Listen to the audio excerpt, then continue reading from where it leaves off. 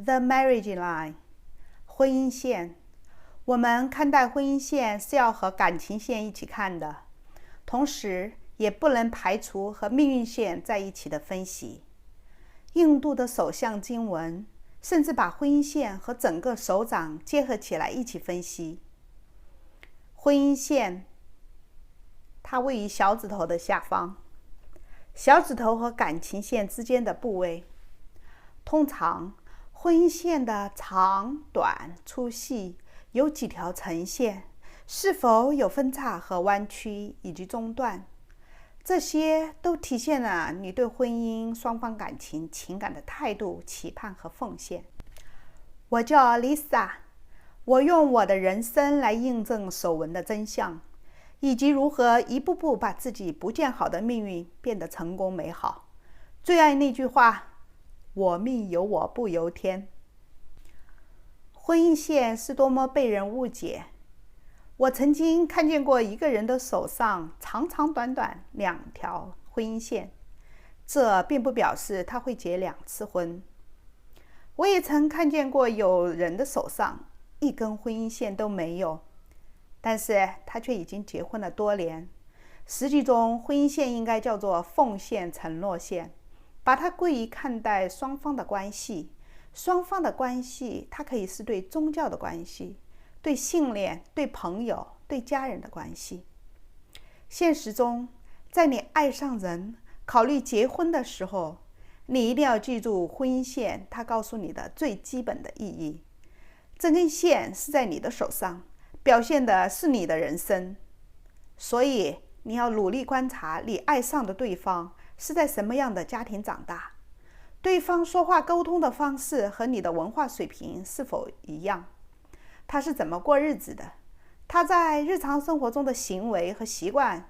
以及他的父母对待生活的态度是什么样的，是积极热情，不断让自己的生活过得更好，还是随波逐流，得过且过。经年累月的家庭环境和教育环境会教育出一个人对人生、对世界、对生活的认知。你和他的文化教育应该是一样的等级，因为到了最开始的热情过去之后，就是平平常常的生活。那个时候在一起，如果没有相同的话题、相同的认知，对一件事情同样的看法，又怎么能够在漫长的人生中互相依靠陪伴、相互扶持呢？从你的婚姻线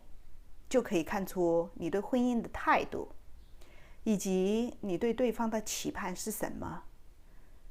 婚姻线甚至可以看得出来，你什么时候能够决定安定下来，能够奉献身心，担当起承诺，而对方也能保证以同样的态度回应你。当这2个方向都达到一样的时候，你们的关系就会成功。手掌中所有的线都会改变，随着时间，所以这条线也会改变。理想的婚姻线是明显的一根，但是在现实生活中却有各种不同的表现。因为我们的情感、理性思维都不同，我们就应该看见不一样的婚姻线和关系线。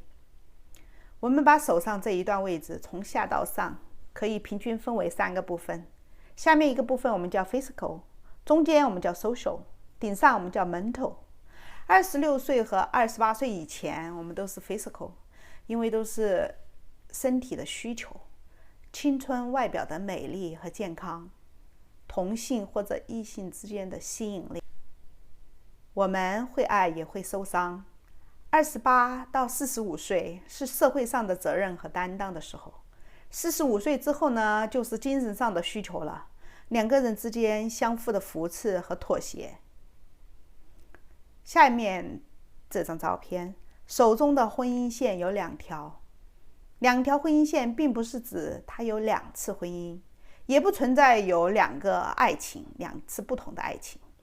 中间划线的部分，我们大概是指30年前后，从下面到上面，30以前这条短线时间计算，大概是在25岁左右。这一条短线时间计算大概在25岁左右，表示的是喜欢、困扰和内心的挣扎。后面的一条线时间大概是在35岁左右，是一条理想的婚姻线，表示身心的奉献、愉悦的付出和收获了回报。同时请注意看，手掌中有一条从月球出来的线，和命运线相交的时候是在25岁左右，表明在离出生地很远的地方意外收获了缘分，和对方相遇的时间正好和婚姻线表明的时间重合。之后命运线清晰明了，就是证明了缘分带来的是事业成功，而真正定下心来爱护对方、和谐过日子是在35岁左右。再来看下面一名呢，手纹会变。前面一张10年以前，看这顶端原来是分叉的，表示关系不好。10年以后的这张照片，你可以明显的看见分叉的地方已经模糊了，顶端呢渐渐变成了一条线，那就表示唠叨埋怨减少了，心态平和了，关系越来越好。如果看到婚姻线有不规则、不理想的表现，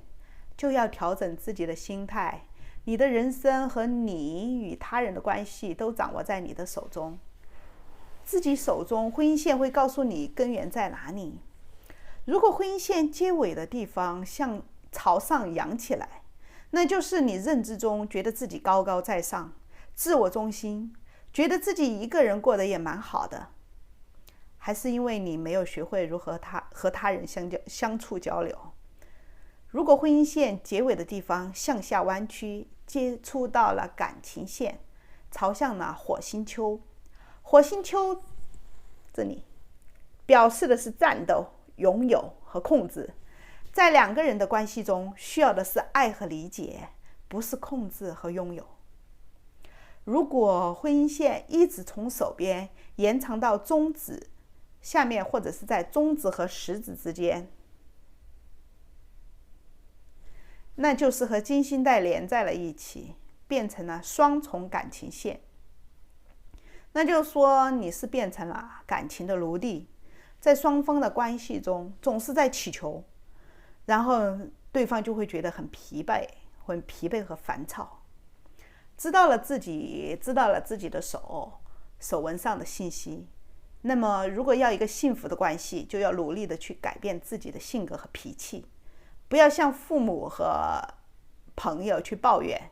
因为两个人在一起了，和其他人就没有什么关系了。你要学会和对方交流。婚姻是一双鞋子，是你自己穿的，这双鞋子舒不舒服、合不合脚，是你和他决定的。你的这一生和对方相处的时间，比和父母、孩子的时间还长。那么，当你们之间出现问题的时候，应该互相之间商量来解决。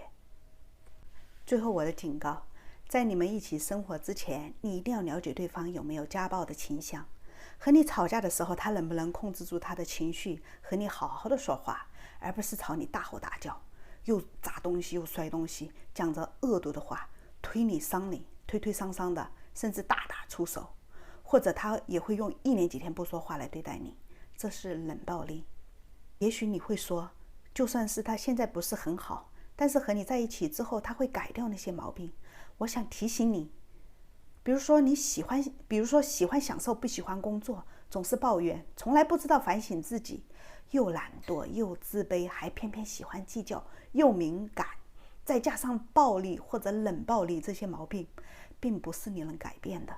你要做的就是一开始就选择好。而有这个糟糕习性的人，如果是你的手纹中的火星丘一定是非常的发达，智力线会在手掌中心就结束了，